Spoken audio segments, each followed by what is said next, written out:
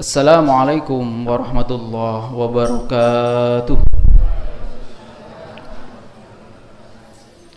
Innal hamdalillah nahmaduhu wa nasta'inuhu wa nastaghfiruh wa na'udzu billahi min shururi anfusina wa min sayyiati a'malina. May yahdihillahu fala mudhillalah wa may yudlil fala hadiyalah. Asyhadu an la ilaha illallah wahdahu la syarikalah wa asyhadu anna Muhammadan abduhu wa rasuluh. Allahumma sholli ala Muhammad wa ala alihi wa ashabihi wa man tabi'ahum bi ihsan ila yaumiddin. Ma salakan wa man lam yasha lam yakun.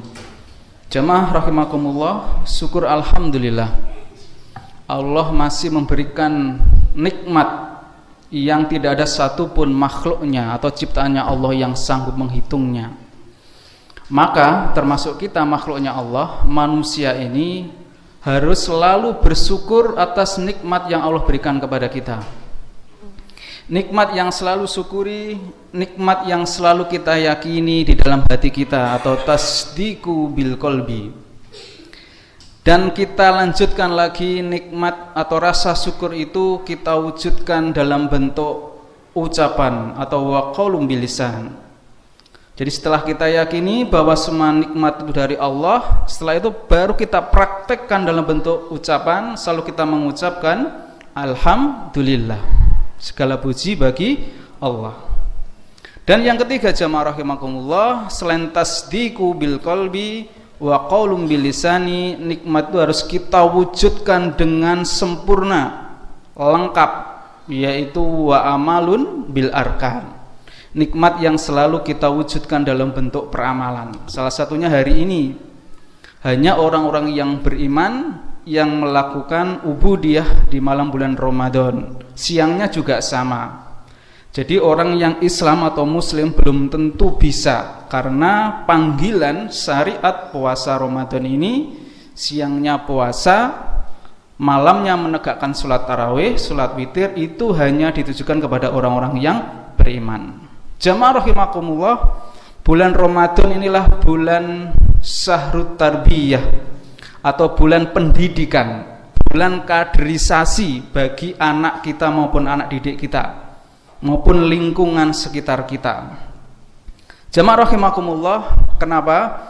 Karena setiap manusia ini di hadapan Allah nanti ketika kita dibangkitkan dari alam barzah, alam kubur atau alam penantian atau alam penghubung, nanti kita semuanya akan diminta pertanggungjawaban.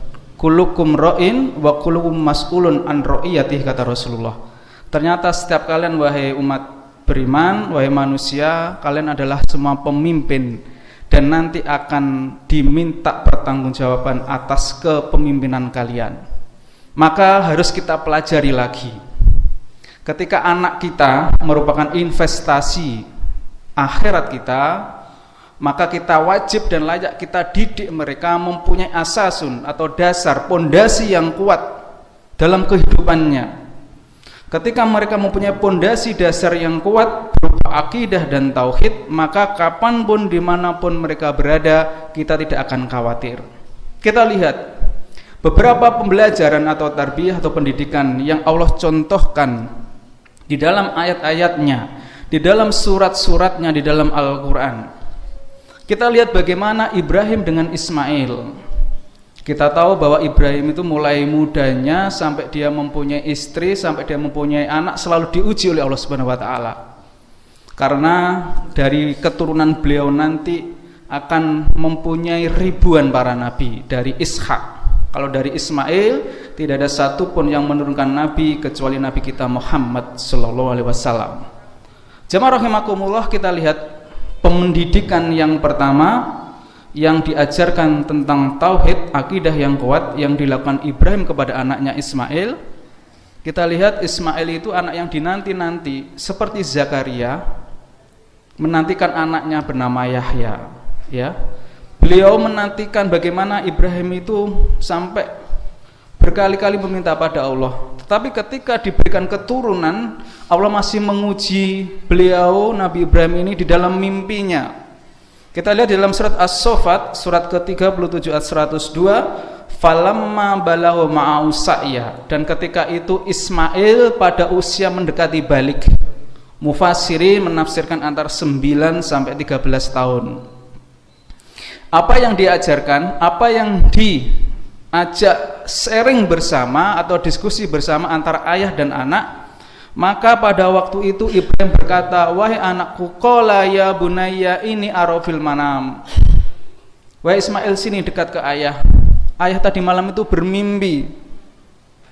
Mimpinya adalah qala anni adbahuka fangdur madza taro.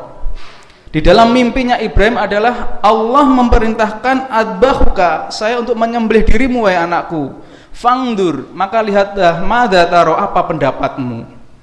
Jemaah rahimakumullah, meskipun mimpi seorang nabi, mimpi seorang rasul sebagai wahyu atau syariat yang perlu dipraktekkan kepada keluarganya maupun kepada umatnya pada waktu itu, tetapi Ibrahim tidak egois.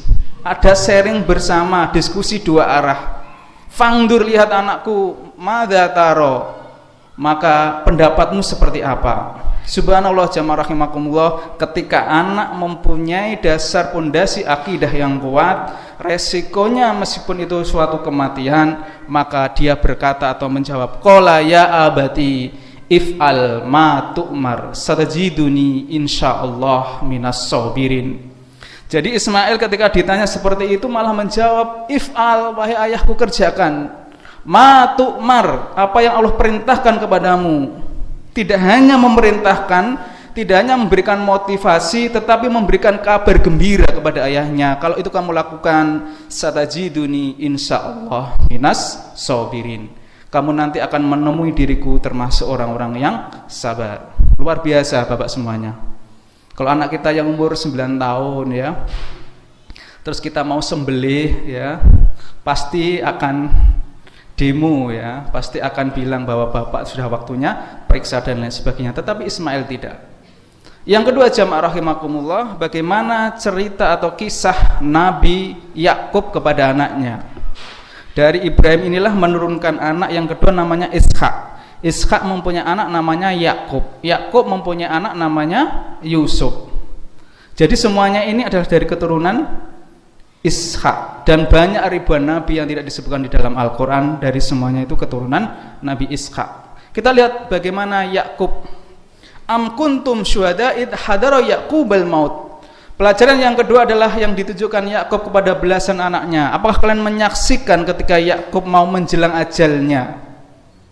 Dia berkata, id qala libani, dia berkata kepada belasan anaknya, ma ta'buduna mim ba'di, apa yang kalian sembah wahai anakku setelah aku nanti meninggal.